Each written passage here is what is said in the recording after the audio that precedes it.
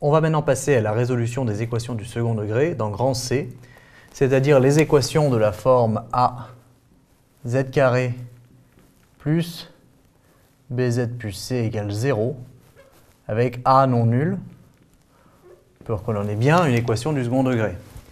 Alors, quand on avait fait la résolution dans grand R, on avait défini une quantité delta, qui est le discriminant du trinôme, équivaut b au carré moins 4ac.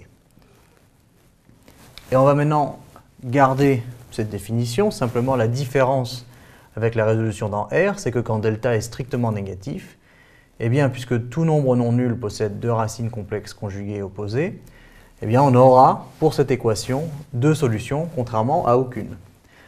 Donc, les cas les plus simples que l'on connaît déjà ne changent pas, c'est-à-dire que delta positif, j'ai bien deux solutions.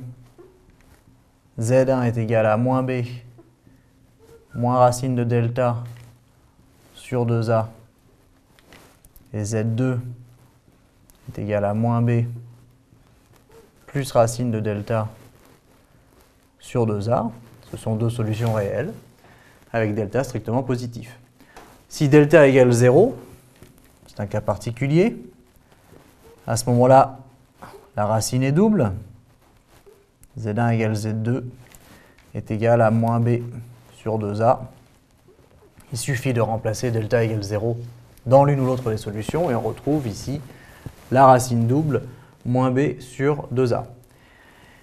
Et finalement, maintenant pour delta négatif, eh bien, on va dire que delta, en fait, c'est égal à moins 1 fois moins delta. Ce qui est vrai. Les signes s'annulent, ça fait delta égale delta. Mais moins 1, c'est i carré. Et l'avantage, c'est que moins delta, cette fois-ci, est strictement positif. Donc, je peux en prendre la racine. Et je peux dire que les deux racines complexes conjuguées sont i racine de moins delta et moins i racine de moins delta. Ce qui fait que j'ai deux solutions. Cette fois-ci, elles sont complexes. Moins b moins i racine de moins delta sur 2a. Et Z2 est égal à moins b plus i racine de moins delta sur 2a. Et ce qu'il faut que je remarque, c'est que ces deux nombres sont des nombres complexes.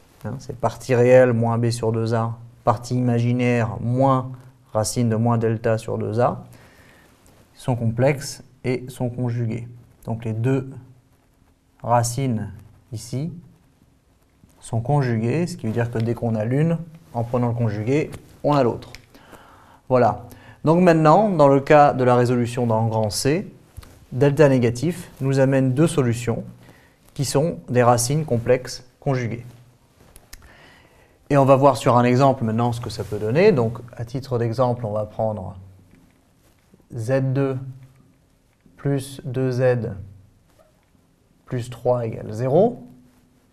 Premier réflexe, on calcule delta. Delta, c'est b au carré, donc 4 moins 4ac, c'est-à-dire 4 fois 1 fois 3, ce qui nous fait moins 8, ce qui est strictement négatif. Donc moins delta est positif, et je sais qu'il y a deux racines complexes conjuguées. J'ai Z1 est égal à moins b, donc moins 2, moins i racine de moins delta, donc racine de 8, sur 2. Et Z2, eh bien c'est le conjugué, donc c'est 2 plus i racine de 8 sur 2. On peut aller un cran plus loin. Racine de 8, ce n'est rien d'autre que racine de 4 fois 2. Et donc c'est 2 racines de 2. Et si je divise par 2 partout, ben ça me fait moins 1, moins i racine de 2. Et donc ici, le conjugué, moins 1 plus i racine de 2. Donc à bien retenir, il existe maintenant au moins une solution à chaque fois, au plus 2, soit 2 réels, soit 2 complexes conjugués. Et la procédure est la même, on calcule toujours delta pour commencer. Après, on se ramène au cas qui convient. Ici, on a le cas où on a deux racines complexes conjuguées.